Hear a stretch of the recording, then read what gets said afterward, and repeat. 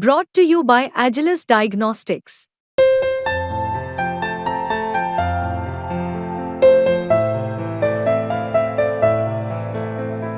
Agilus Diagnostics.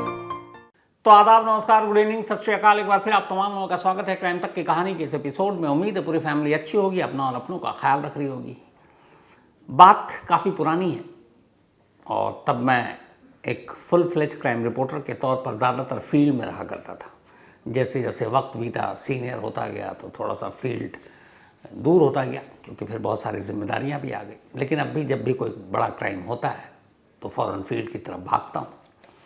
तो लेकिन ये उस वक्त की बात है जब मैं आमतौर पर फील्ड रिपोर्टिंग ही किया करता था, काम ही यही था। तो उसी दौरान में दिल्ली में एक इनकाउंटर हुआ था और उस इनकाउंटर के बाद बहुत सारे सवाल उठे थे इनकाउंटर को लेकर। और दिल्ली पुलिस की एक डिपार्टमेंट है, स्पेशल सेल। ज़्यादातर यहाँ पर इनकाउंटर उसी स्पेशल सेल के जो जुड़े हुए अफसर थे वो लोग किया करते थे। तो उस एनकाउंटर को लेके बहुत सवाल उठा मीडिया में तमाम। उस वक्त एनकाउंटर मतलब बहुत बड़ी बात हो जाया करती थी और सब सवाल पूछते थे। और ये सही भी है कि हर एनकाउंटर पे सवाल पूछना चाहिए। तो उसमें बहुत सारी चीज़ें आई जो पुलिस ने मैनिपुलेट किया, ये वो। तो उस वक्त पहली बार ख्याल में आया था कि क्या पुलिस फेक इनकाउंटर करती है और कैसे करती है, इतना कलेजा कहाँ से आता है। फिर क्राइम रिपोर्टर और पुलिस के बीच में दोस्ती होती तो धीरे धीरे रिश्ता भी गहरा होता जाता। उसके बाद कई बार ऐसा होता कि जब आप एक दूसरे पर ट्रस्ट करते हैं तो इतनी बातें तो हो जाती हैं कि कौन सी बातें रिकॉर्ड पर है और कौन सी बात ऑफ द रिकॉर्ड है। मतलब वो मेरे भरोसे पर बताएगा और मैं उसको न टीवी पे दिखाऊंगा, ना अगर न्यूज़पेपर में हो तो वहाँ छापूंगा। और ऐसे बड़े रिश्ते रहे हैं पुलिस वालों से, और ऐसे भरोसे पे चला भी है। और ऐसे भरोसे पे बहुत सारी ऐसी ऐसी बातें आई हैं जिनको मैं पब्लिश नहीं कर सकता, दिखा नहीं सकता, इसलिए कि वो ब्रीच ऑफ ट्रस्ट होगा, धोखा होगा। तो उस वक्त मैंने एक पुलिस अफसर, अच्छे खासे सीनियर, उनसे ये सवाल किया था। तब उन्होंने बहुत सारी चीज़ें बताई और एक कहानी सुनाई। वो कहानी आज पहले आपको सुनाऊं, फिर आज की कहानी की तरफ बढ़ूंगा। उन्होंने कहानी सुनाई कि ये बात 2010 से पहले की है। कई सारे इनकाउंटर हो चुके थे।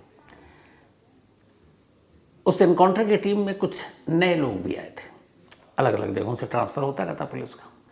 तो उसमें से एक जो नया था वो उस एनकाउंटर वाली टीम में शामिल था। एक किसी बदमाश का एनकाउंटर करना था, वो लोग पहुंच गए। अब उसके बाद बदमाश उनके सामने है, बदमाश को गोली मारनी है। अब जो टीम को लीड कर रहे थे वो एक एसीपी थे। उन्होंने उससे कहा कि चल तू आज खाता खोल, तू गोली चला। उसने भी कहा मैं करूँगा। हाथ में पिस्टल है सरकारी 9mm की, सामने क्रिमिनल है, गोली मारनी है। लेकिन उसके हाथ कांपने लगे।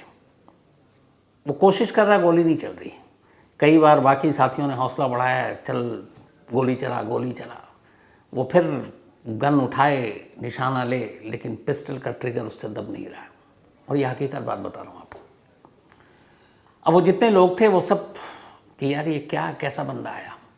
बड़ी कोशिश की, उसको हर तरह से समझाया कि गोली ही तो चलानी है, लेकिन उसके हाथ कांपते रहे, उसने गोली नहीं चलाई। तभी गुस्से में जो सीनियर अफसर थे, एसीपी, उनको आया गुस्सा। उन्होंने गुस्से में कहा कि ये आएगा हमारी टीम में काम करेगा, उससे पिस्टल छीनी। और उसके बाद उन्होंने कहा कि देख ऐसे गोली चलाते हैं, ऐसे एनकाउंटर करते हैं। और वो पिस्टल का मुँह अब उस अपराधी की तरफ, और सीधे उन्होंने गोली दाग दी। इनकाउंटर हो गया।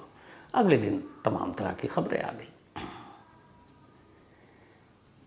तो ऐसे इनकाउंटर होता है। उन्होंने जब इस इनकाउंटर की बारीकी बताई तो एक चीज़ जो है आज भी मैं कभी भूलता नहीं, वो ये है कि जिस अफसर को पहली बार वो रिवॉल्वर या पिस्टल सरकारी दिया गया कि तुझे गोली मारनी है, इनकाउंटर है, और उसने खुशी खुशी हाथ में पकड़ा। लेकिन उन्होंने कहा कि बाद में जब ये सारी चीज़ें हो गई तो उससे बात की टीम ने, तुझसे गोली क्यों नहीं चली। उसने कहा मैं गोली चलाने से पहले तो बिंदास था कि मैं गोली चला दूंगा, ठोक दूंगा। लेकिन अचानक जब मैं हाथ में पिस्टल और सामने वो, तो मुझे लगा कि मैं किसी इंसान की जान लेने जा रहा हूँ। और वो मेरे दिमाग में मतलब अजीब सा एक वो उठा उस वक्त कि ये कैसे कर सकता हूँ, मैं अपने जैसे किसी इंसान को गोली कैसे मार सकता हूँ। और बस इसी सवाल की वजह से उसके हाथ कांपने लगे और उसने गोली नहीं चलाई। लेकिन जो सीनियर थे उन्होंने ऐसी कई गोलियां चला रखी थी, कई इनकाउंटर उनके नाम पर हैं, इसीलिए उनको बारी से पहले तरक्की भी मिली। उनके लिए मामूली बात थी, जैसे हमारे आपके लिए बाकी काम मामूली होता है। तो ये एनकाउंटर की कहानी मैं कभी नहीं भूलूंगा। मैंने इसीलिए नाम और बाकी सारी चीज़ें नहीं बताई, क्योंकि इसके पीछे की कहानी कुछ और है। लेकिन ये एक सच्ची कहानी थी, एक एनकाउंटर और उस अफसर के हाथ के कांपने की। शायद बाद में किसी का 2 फिल्म में इसको यूज़ भी किया गया, मुझे फिल्म याद नहीं आ रहा। ये 2002 से 2005 के बीच की बात है ये, जो मैं आपको बता रहा हूँ। अब ये कहानी क्यों सुनाई आपको, उसकी वजह है जो आज की कहानी है। आज की कहानी में मैं दीपक से कहूँगा कि मेरी कहानी के साथ इस पूरी एक इंस्पेक्टर साहब हैं, उनकी आप बाइट सुनिएगा नॉन स्टॉप। मैंने अपने करियर में किसी के पुलिस वाले को 1 मिनट और 9 सेकंड तक धारा प्रवाह इस तरह बोलते हुए नहीं सुना है, उसको भी सुनिएगा। उसके बाद उनकी कहानी के, उन इंस्पेक्टर साहब की कहानी के 3 कैरेक्टर हैं, 3 किरदार। उनमें से 2 किरदार भी आपको कैमरे पर आके अपनी कहानी बताएंगे, और एक तीसरा कैरेक्टर जो है वो तो जेल चला गया, तो उसका भाई जो है वो अपनी कहानी बताएगा। तो उन तीनों की कहानी आपको सुनाएंगे, इंस्पेक्टर साहब की कहानी उनकी ज़ुबानी सुनाएंगे, और साथ में एक ऑर्डर की कॉपी भी आपको दिखाएंगे, जो अमरोहा के जुडिशियल मजिस्ट्रेट का ऑर्डर है। बड़ा इंपॉर्टेंट है इस कहानी में। तो ये सारी कहानी है, और कहानी कुछ यूँ है। बात यह है कि पुलिस की एक FIR है, और उस FIR के हिसाब से एक कहानी है। कहानी यह है कि 15 जुलाई की रात अमरोहा पुलिस को, जो गश्त पर थी, रात का वक्त था, तो गश्त के दौरान उन्होंने एक मोटरसाइकिल को देखा। उस मोटरसाइकिल पर 3 लड़के गुजर रहे थे, और उन तीनों को पुलिस ने रुकने का इशारा किया। तीनों रुके नहीं, मोटरसाइकिल तेज़ भगाने लगे दूसरी तरफ। पुलिस ने उनका पीछा किया। उस पुलिस की टीम में कुल 4 लोग थे। पीछा करने के बाद पुलिस उन्हें पकड़ना चाहती थी, क्योंकि उन पर कुछ शक था कि ये भाग क्यों रहे। इस पुलिस की कहानी है। और उसके बाद फिर उन लोगों ने, जो 3 मोटरसाइकिल पर भाग रहे थे, उन्होंने अचानक पुलिस टीम पर गोली चला दी। अब जब गोली चलाई तो पुलिस को भी अपनी रक्षा के लिए, अपनी हिफाजत के लिए गोली चलानी पड़ी। तो पुलिस ने भी गोली चला दी। रात का टाइम था, अंधेरा था, घुप। जब गोली चलाई तो एक के पैर में गोली लगी। उसके बाद पुलिस ने पकड़ लिया तीनों को, और पकड़ने के बाद फिर वहाँ से अंधेरे में ही उसने जो गोली चलाई थी, बदमाशों ने उसके खोखे भी उन्होंने उठा लिए सबूत के लिए, और फिर उन तीनों को, उनमें से एक को अस्पताल ले गए। फिर अगले दिन कोर्ट में पेश किया गया। गोली पैर में लगी थी, जो अक्सर यूपी पुलिस मारती है, और अस्पताल में उसका पैर का इलाज चला। और बाकी 2 लोगों को 24 घंटे से पहले पुलिस को कोर्ट में पेश करना पड़ता है, अपराधियों को। तो उन्होंने अपराधियों को कोर्ट में पेश कर दिया। ये है पूरी FIR की कहानी, जो अमरोहा की कहानी, इसी 15 जुलाई की। अब ये कहानी तो मैंने आपको सुनाई। अब इसी कहानी को 1 मिनट 9 सेकंड में वो जो अपने इंस्पेक्टर साहब हैं, जिनकी टीम ने इस एनकाउंटर को अंजाम दिया, और वो पूरी कहानी बता रहे हैं 1 मिनट 9 सेकंड में। और ये जो है, ये अमरोहा के हसनपुर थाने के हैं, और इनका नाम है दीप कुमार पंत। इंस्पेक्टर साहब दीप कुमार पंत, अमरोहा के हसनपुर थाने के। तो पहले इनको सुनिएगा 1 मिनट 9 सेकंड, और इनकी ज़रा आप देखिएगा किस धारा प्रवाह अंदाज में ये कहानी सुना रहे हैं। तो पहले इनको सुनिए। आज दिनांक 15/7/2024 को स्थानीय हसनपुर पुलिस द्वारा वाहन चेकिंग की जा रही थी। चेकिंग के दौरान एक संदिग्ध मोटरसाइकिल जिसमें सवार 3 व्यक्ति आ रहे थे, जिनको रोकने का इशारा किया, जो आगमपुर पुलिया से रामपुर भूड़ की तरफ अपनी मोटरसाइकिल लेके भागे। पुलिस द्वारा उनके पीछा किया गया। रामपुर भूड़ के पास खाड़ी बड़े प्लॉट पर उनके द्वारा पुलिस पर फायरिंग की गई। पुलिस द्वारा आत्मरक्षा जवाबी फायर करने पर एक व्यक्ति के गोली लगी। शेष 2 साथी फरार हो गए। नज़दीक जाके देखा तो घायल व्यक्ति मनोज सैनी पुत्र बाबू सैनी था, जिसके पास से एक जो विभिन्न आपराधिक गतिविधियों में लिप्त था। थाना हसनपुर से जिस पे गैंगस्टर, लूट और चोरी के 4 मुकदमे व थाना नौगांव सदर से उसके ऊपर 3 मुकदमे विभिन्न अभियोग में पंजीकृत हैं। उसके द्वारा कुछ दिन पूर्व चुराई गई एक मोटरसाइकिल व मोबाइल फ़ोन भी बरामद हुआ है। उस तलाशी के दौरान एक कट्टा, 315 बोर, एक जिंदा कारतूस और 2 खोखे राउंड भी मिले हैं, जिसको स्थानीय CSC पर उपचार हेतु रवाना किया गया है और अन्य विधिक कार्रवाई कराई जा रही है। तो इनकी तो बात आपने सुन ली इंस्पेक्टर साहब की, 1 मिनट 9 सेकंड। कभी पुलिस वालों को आपने इस तरीके से कैमरे पर बोलते हुए सुना है? एकदम धारा प्रवाह, वन गो में पूरी कहानी एक तोते की तरह सुन ली। बाकी FIR की कहानी आपको बता दी, 3 लड़कों की कहानी बता दी। अब उन 3 में से एक जिसको गोली लगी है वो शख्स मनोज, उसका नाम है मनोज, तो गोली लगी है तो है नहीं, मनोज का भाई है, वो आपको बताएगा क्या हुआ। और साथ में जो 2 और लड़के थे जो ये इंस्पेक्टर साहब ने बताया और FIR में जिनका नाम है अमित और रोहित, के तीनों मोटरसाइकिल पर और कैसे इनकाउंटर हुआ। तो इंस्पेक्टर साहब की कहानी आपने उन्हीं की ज़ुबानी सुन ली, जो मैंने FIR की कहानी बताई आपने वो भी सुन ली। अब इस कहानी के जो 3 किरदार हैं, कैरेक्टर हैं, उन तीनों को फटाफट आप सुन लीजिए सिर्फ कि वो बता क्या रहे हैं। भाई घर पर था और अचानक से ही मतलब पुलिस आई, उठा के ले गई उसे। हमने सब में देखा, घर पे भी देखा, हर कहीं देखा, तो मिला नहीं हुआ हमें बिल्कुल भी। फिर उसके बाद क्या हुआ? फिर मम्मी गई देखने, रात को ढूंढा हमने, रात भर नहीं मिला। फिर भाई ने देखा, छोटे वाले ने, नहीं मिला। आप लोग पुलिस के पास पहुंचे? नहीं, पुलिस के पास नहीं पहुंचे। हम बोले कहीं होगा, रिश्तेदारी में होगा, लेकिन नहीं मिला बिल्कुल भी। फिर कैसे पता चला? कब पता चला? सुबह को पता चला, सुबह को जब वीडियो देखी हमने उसकी पब्लिक ऐप पे, ये मैटर। क्या हुआ फिर?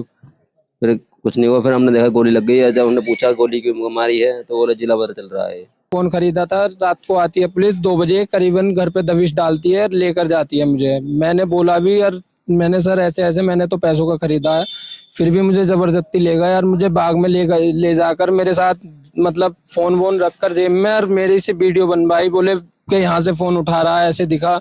मैंने मना भी करा, फिर भी मुझे ले गए बागों में। कहाँ से गिरफ्तार किया? मुझे मेरे घर से उठाया था रात को 2 बजे सोते हुए को। मैं दावत खा के आया था, वैसे 12 बजे करीब घर पे आ गया था दावत खा के। तो घर पे आते हैं, फिर वो ऐसे 1-1:30 बजे करीब आते हैं घर पे, और फिर गेट खटखटा लगे, गेट पीटे बता रहे। मम्मी बोली कौन हो?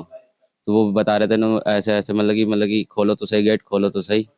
मम्मी कह रही पहले बताओ, जब खोलेंगे हम गेट, ऐसे ना खोलते हैं गेट रात में इतनी। बोले हम पुलिस वाले हैं। बोले पुलिस वाले हैं? तो मम्मी ने मुझे उठाया, तो पुलिस वाले आए हैं। बोला खोल दो। तो फिर खोलने में क्या दिक्कत है? जब हमने सर कुछ कहा नहीं तो जब तो हम डरते, नहीं तो अगर भागते हम, अगर कुछ करते तो मैं लेट गया जाके। फिर अंदर आते हैं, लेट मतलब कि उठाते हैं मुझे, नोट उठ क्या कर रहा है? बोला सर कुछ नहीं, लेटा हूँ, और क्या कर रहे हो? तो वो कह रहे तेरा नाम अनिल है? बोला हाँ सर मेरा नाम अनिल है। दो उठा गए, मतलब कि मुझसे कह रहे चल मेरे साथ चल। बोला सर क्या हुआ ये तो बताओ, मैंने क्या करा? मेरे साथ चल कोतवाली को। बोला सर बताओ तो सही कुछ हुआ। बताने के लिए तैयार नहीं। तो आपने इस कहानी के हर किरदार को सुन लिया। अब आगे की कहानी मैं बताता हूँ। अब हुआ ये कि पुलिस ने इनकाउंटर किया, एक को गोली लगी, बाकी 2 को उठा लिया। उसके बाद अगले दिन 24 घंटे से पहले इन तीनों को अमरोहा के जो जुडिशियल मजिस्ट्रेट हैं, मुख्य न्यायिक मजिस्ट्रेट ओमपाल सिंह, उनकी कोर्ट में पेश किया गया। अब पुलिस ने एक रिमांड कॉपी, मतलब इनकी रिमांड लेने के लिए पुलिस हिरासत में, कि भाई इन्होंने पुलिस पे गोली चलाई है, इसका मतलब जान लेने की कोशिश की है। तो जो अभी नई भारतीय न्याय संहिता की जो धाराएं सारी आई हैं, अभी तो उसको याद करना पड़ेगा, उसके तहत कि इन्होंने अटेम्प्ट टू मर्डर पुलिस के खिलाफ वो मामला दर्ज कर कोर्ट में पेश कर दिया और कहा कि इन तीनों की पुलिस हिरासत दे दीजिए ताकि इनसे पूछताछ कर सकें। अब अटेम्प्ट टू मर्डर मतलब ये लोग करीब 10 साल के लिए तो गए, तो ये धारा लगाई। अब इसके बाद बहस शुरू हुई, पुलिस हिरासत में देना चाहिए, पुलिस की कहानी सही है, वो तीनों वाकई गुनहगार हैं। दोनों तरफ से बहस शुरू होती है, पुलिस के वकील की तरफ से और इधर बदमाशों के वकील की तरफ से, बकौल पुलिस बदमाश। अब बहस होने लगी। बहस होने के बाद जज साहब अब बारी बारी से पुलिस वालों से सवाल पूछते हैं और जज साहब खुश होते हैं। 26 जुलाई से पेरिस में ओलंपिक होने जा रहा है और उस ओलंपिक में हमारे शूटर्स के मेडल जीतने की बड़ी उम्मीद है। जितने निशान चीज़ हैं, बड़े बड़े अच्छे निशानेबाज। जब पुलिस ने अपनी कहानी सुनाई तो जज साहब को भी शायद यही लगा कि यार 21 शूटर जा रहे हैं हमारे हिस्सा लेने के लिए पेरिस ओलंपिक में, जो 26 जुलाई से शुरू होगा, कि अफसोस उसमें से एक भी यूपी पुलिस का नहीं है, क्योंकि क्या गजब निशाना है यूपी पुलिस का, चूकते ही नहीं। अगर उनमें से किसी को भेज देते तो कुछ तो मेडल पक्के थे। खैर, तो जज साहब ने सवाल पूछा। पहला सवाल,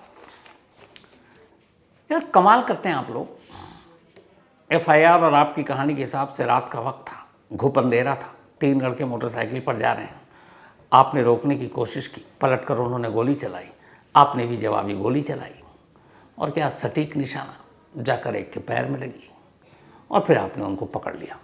पुलिस वालों ने कहा बिल्कुल ऐसे ही हुआ साहब। उन्होंने कहा बहुत बढ़िया यार, मतलब ये तो खुशी की बात है। उन्होंने कहा अच्छा आपने भी जवाबी गोली चलाई थी, कितने राउंड चलाई? पुलिस ने कहा 2 राउंड गोली चलाई थी। उन्होंने कहा ठीक। और उन्होंने कहा इनके सबूत क्या है कि इन्होंने गोली चलाई? उन्होंने कहा साहब इन्होंने जब हम पे चलाई थी 3 राउंड गोलियां चलाई बदमाशों ने, और उन 3 राउंड गोलियों की मौके से हम लोगों ने अंधेरे में वो खोखे ढूंढ लिए। जो गोली चलती है तो उसके खोखे होते हैं, तो वो खोखे भी हमारे पास हैं, कहिए तो अदालत में पेश करें। जज साहब ने कहा नहीं बहुत अच्छा है, अंधेरे में आपका निशाना, अंधेरे में सटीक पैर पे गोली, और फिर अंधेरे में ही खोखे ढूंढ ली, तो इसका मतलब आपकी नज़रें तो बहुत तेज़ हैं। तो अब ये भी बता दीजिए कि आपने जो 2 राउंड गोलियां चलाई उनके खोखे भी ढूंढे कि नहीं? अब पुलिस और पुलिस की वकील की पसीने छूटने शुरू, इधर उधर देख रहे हैं, कह रहे नहीं साहब हमारे खोखे नहीं मिले। आपने ढूंढा? बोले हाँ हमने पूरे मौका वारदात जहाँ एनकाउंटर हुआ सब तरफ ढूंढ लिया जज साहब, लेकिन 9mm के सरकारी पिस्टल से जो हमने 2 राउंड गोली चलाई थी उसके खोखे नहीं मिले। अब जज साहब हैरान, और हैरानी के साथ थोड़ा गुस्से में भी। उन्होंने कहा कमाल है, अंधेरे में आपने गोली चलाई, अंधेरे में उसको पैर पे गोली लगी, उसके बाद उसी अंधेरे में आपने उनकी चलाई गोलियों के 3 खोखे तो ढूंढ लिए, और आपकी सरकारी पिस्टल से जो 2 राउंड गोली चलाई जो बदमाशों पर आपने, एक पैर में भी लगी थी, उसके खोखे नहीं मिल पाए, और उसी एरिया में उसी जगह पे आपने तलाशी ली थी। बोले हैरत की बात है। खैर छोड़िए, जज साहब ने ये बताया कि पूछा अगला कि आप 4 पुलिस वाले, वो 3, वो भागते हुए पुलिस पे गोली चला रहे हैं। जवाब में आपने भी गोली चलाई, आपने सिर्फ 2 चलाई, उन्होंने 3 राउंड चलाई। तो क्या अंधेरे में भागते हुए पीछा करते हुए गोली की वजह से किसी पुलिस वाले को कोई खरोच आई? अब पुलिस वाले फिर परेशान, बोले नहीं साहब खरोच भी नहीं आई।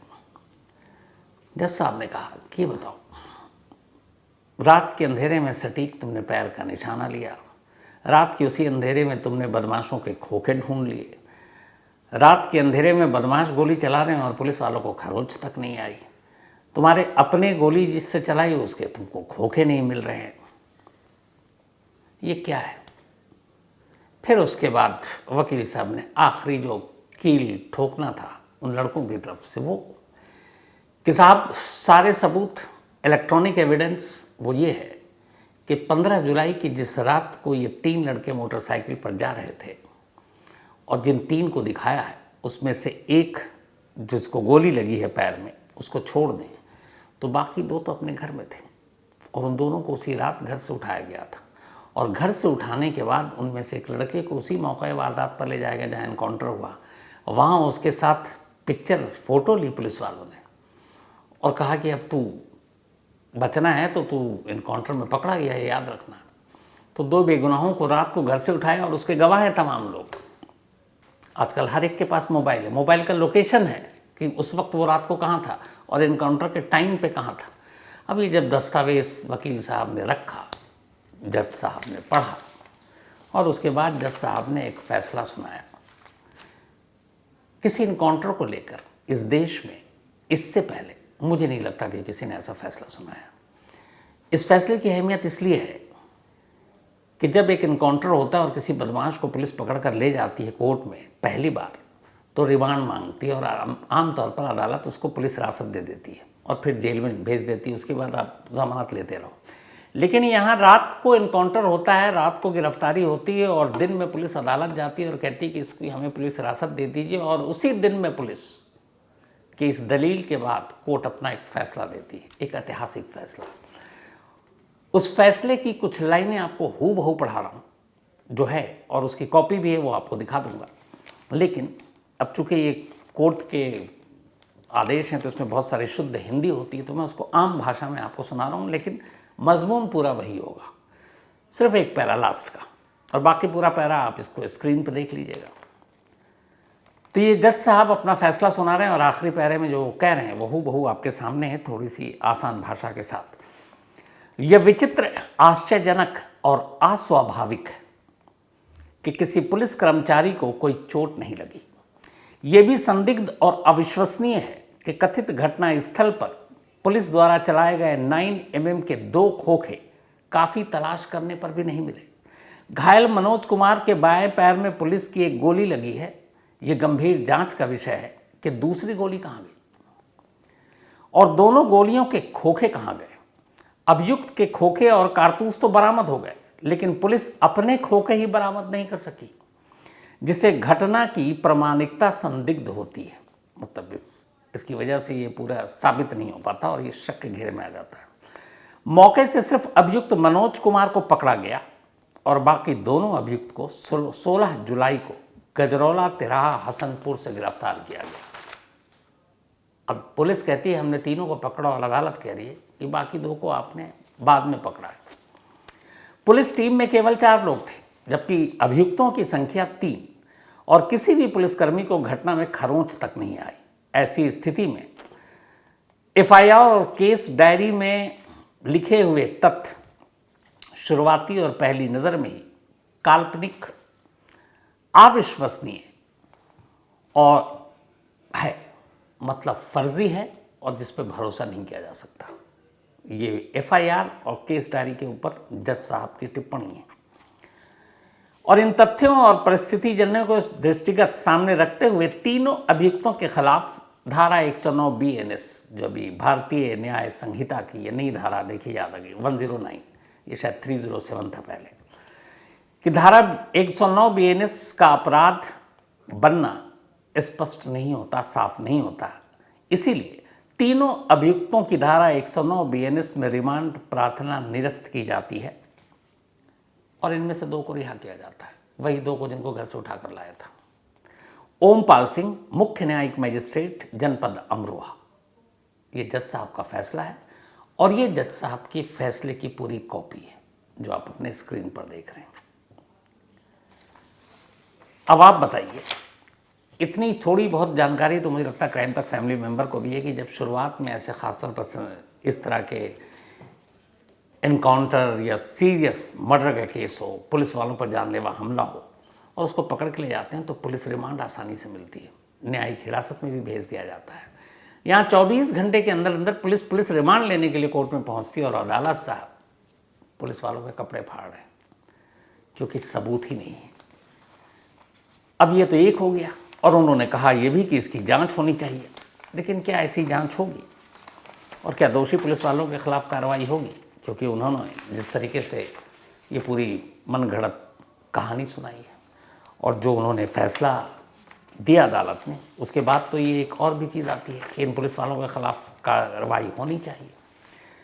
ये तो रही एक कहानी का पहलू।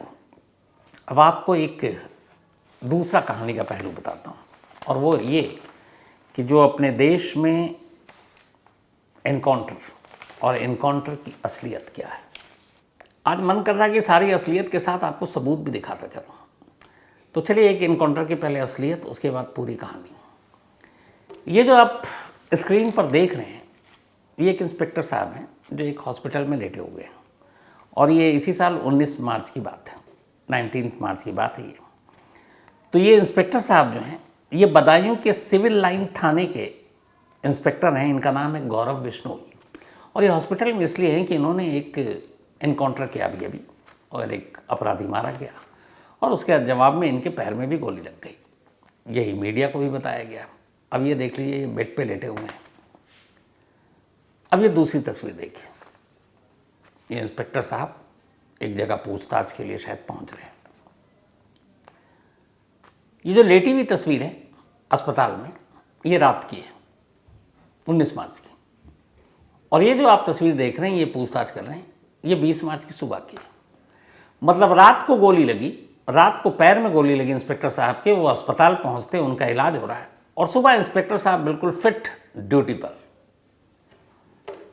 कमाल की जिम्मेदारी और कमाल के इंस्पेक्टर साहब की गोली लगी है रात को और उसके बाद सुबह ड्यूटी पर है। ये कैसी गोली लगी थी? आप भी समझदार हैं, समझ ही जाएंगे। 20 मार्च 2017 से लेकर 6 मार्च 2023 के बीच में अकेले उत्तर प्रदेश में 23,069 एनकाउंटर होते हैं। 20 मार्च 2017 से 6 मार्च 2023 तक, यानी 6 साल में 23,069 इनकाउंटर हुए उत्तर प्रदेश में। और इन इनकाउंटर में 181 क्रिमिनल मारे गए, 181, और अराउंड 5,000 के करीब इंजर्ड हुए, 5,000। लेकिन इन 5,000 में से लगभग औसतन एवरेज 80%, यानी 8×5=40, 4,000 वो हैं जो इंजर्ड हुए जिनके पैर में ही गोली लगी। और इन 4,000 जिनके पैर में गोली लगी, वो पैर में भी एक खास जगह है जहां पर गोली लगी। कमाल का निशाना है। चाहे वो क्रिमिनल भाग रहा हो, बाइक पर हो, गाड़ी में हो, तेज़ी से भाग रहा हो, लेटा हो, बैठा हो, उठा हुआ हो, पुलिस वाले चेस कर रहे हो, कोई भी सिचुएशन उठा के आप सोचना शुरू कीजिए, गोली लगेगी पैर में, और पैर के भी एक ख़ास हिस्से में। ऐसे निशानची हैं अपने यूपी पुलिस के लोग। लेकिन ऐसे ही निशानची यूपी पुलिस के बारे में जब एक कोर्ट का ये फैसला आता है तो फिर बहुत सारे सवाल खड़े करता है। सवाल इनकाउंटर को लेकर, वही इनकाउंटर को लेकर जिस पर हर एक को सवाल उठाना चाहिए। मुझे लगता है कि ये जो अमरोहा के कोर्ट का फैसला आया है, एक ऐतिहासिक फैसला है। लेकिन इस फैसले के बाद होगा क्या? दोषी पुलिस वालों के खिलाफ कार्रवाई होगी, नहीं होगी, इनकाउंटर रुक जाएगा, फेक इनकाउंटर जारी रहेगा, मालूम नहीं। चलिए आगे जो भी होगा। तो ये थी पूरी कहानी, मुझे लगा आपके साथ शेयर करनी चाहिए। इस फैसले ने मुझे भी चौंकाया था, क्योंकि अमूमन ऐसा फैसला सुनने को मिलता नहीं है। तो कहानी में इतना ही, लेकिन कहानी खत्म करूं उससे पहले वही अपना सिलसिला। आज मनीषा रानी जी, इनका जन्मदिन है, तो हैप्पी बर्थडे मनीषा जी। और ये मनीष गुप्ता जी ने भेजा, उनकी वाइफ हैं, and thank you so much Manish भाई इस प्यार के लिए। साथ ही शानिया राठौर, इनका भी आज बर्थडे है, तो हैप्पी बर्थडे शानिया। और ये नेहा वर्मा जी की बेटियां हैं, थैंक यू सो मच आपके भी इस मेल के लिए। आर्यन अग्रवाल का भी आज बर्थडे है, तो हैप्पी बर्थडे आर्यन। और ये भेजा है स्वती अग्रवाल और पुनीत अग्रवाल ने। इसके अलावा ये दोनों उनके मम्मी पापा हैं, और यामू डडलामी उन्होंने भेजा है। साथ ही एक इटावा से हमारे क्राइम तक फैमिली मेंबर हैं, उनका नाम नहीं लूँगा, बस इतना ही कहूँगा कि आप परेशान ना हो। ज़िंदगी में उतार चढ़ाव होता है, तो नेगेटिव बातें नहीं करनी चाहिए, ना सोचनी चाहिए। दिन आज अच्छा ना हो, पर बुरा भी हमेशा नहीं होता, तो चीज़ें बदलती हैं। मायूस होने, निराश होने और हताश होने, इसकी कोई ज़रूरत नहीं। हौसला रखिएगा, सब कुछ ठीक होगा, इतना ही आपको बता सकता हूँ। और बाकी अगर आप कुछ और शेयर करना चाहें तो मुझसे ज़रूर कीजिएगा। अमन खन्ना, बहुत थैंक यू सो मच अमन खन्ना साहब। आपका ये जो प्यार भरा मेल मैंने पढ़ा, और वो 2 लाइनें बड़ी अच्छी लगीं कि वो अफसाना जिसे अंजाम तक लाना ना हो मुमकिन, उसे खूबसूरत मोड़ देकर छोड़ना अच्छा। बहुत खूब, and thank you so much. और पक्का आपसे कभी मुलाकात होगी। इसके अलावा कुमार शिल धनका, इन्होंने भी एक कहानी की फरमाइश की है। तो कहानी में आज इतना ही। अब आपसे मुलाकात होगी कल रात 9 बजे किसी नई कहानी के साथ। तब तक अपना और अपनों का ख्याल रखिएगा। Thank you very much.